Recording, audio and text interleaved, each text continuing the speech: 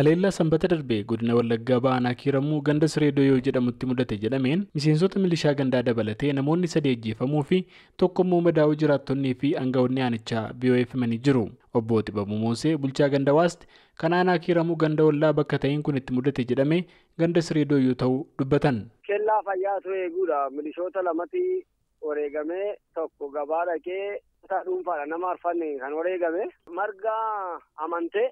Milishaadhaa qotee bulaadha. Raggaasaa Godoo, Dessaalee Chokkoluu, Balaachoo Daanyoo. Inni tokko margaan mudhii rukutamee, Raggaasaan harkaaf mataa rukutamee, Dessaaleen mataadha kan inni rukutameeru.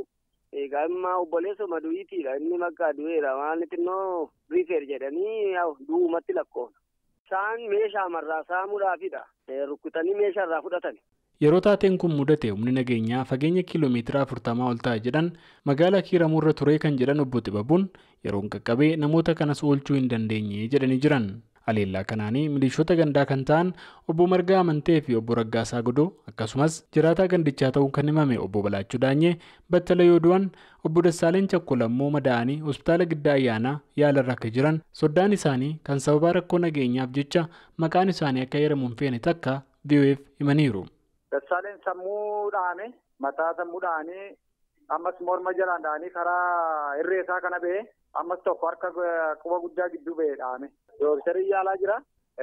Kanaaf immoo mee yaalchisaa jirra lubbuu saafuutti darbuus hin danda'a. Ogeessa fayyaa hospitaala Giddaa Ayyaanaa ta'uu kan dubbatan kan sababa rakkoo nageenyaa maqaan isaanii akka heeramu hin feene kaanis aleellaa kana booda namni takka hospitaalichatti yaala fudhachuudhaaf akka dhufe mirkaneessanii jiran. Miidhamaan tokko hospitaala Giddaa Ayyaanaa jira. Rasaan 3 iddoo 3 dhukkubsame. Yaala argataa jira. Yaala sirrii mayya argataa jira. Obbo Dabaloo Zallaqee itti gaafatamaa waajjira paartii badhaadhinaa aanaa Kiiramuuti. Aleellaa sanbata darbe kanaanii miidhaa ga'e jedhame ilaalchisee akkas jedhu. Miidhaan kun qaqqabeera.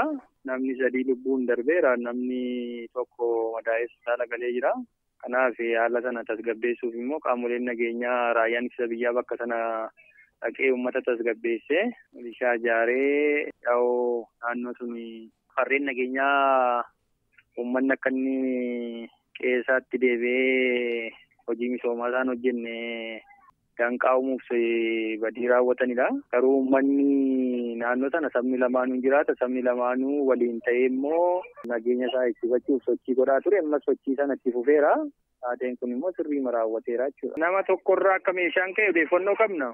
Nama lamarraa miti nama tokkorraati sirriidha milishaadha namni lama. Meeshaan fudhatame yoo? Meeshaan fudhatame ammaaf qoratamaa jira. Harka diinaa galee maala ta'e waliin isaan baramne garuu jarri miidhame keessa namni lama milishaadha. Hidhattoota aleellaa kana duuba jiran jedhame ilaalchises Obbo Dabaloo yoo dubbatan.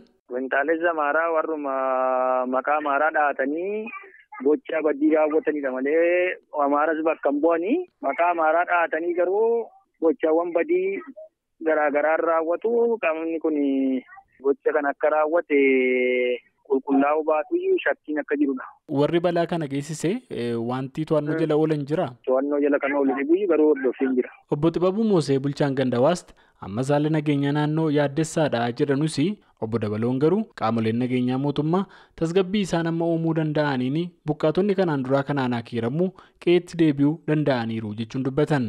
Ajjechaa Kiiramuu kanaa fi jiraattonnii fi aangawoonni aanichaa humnoota finxaaliyyii faannoo jedhan shakkuu dubbatu.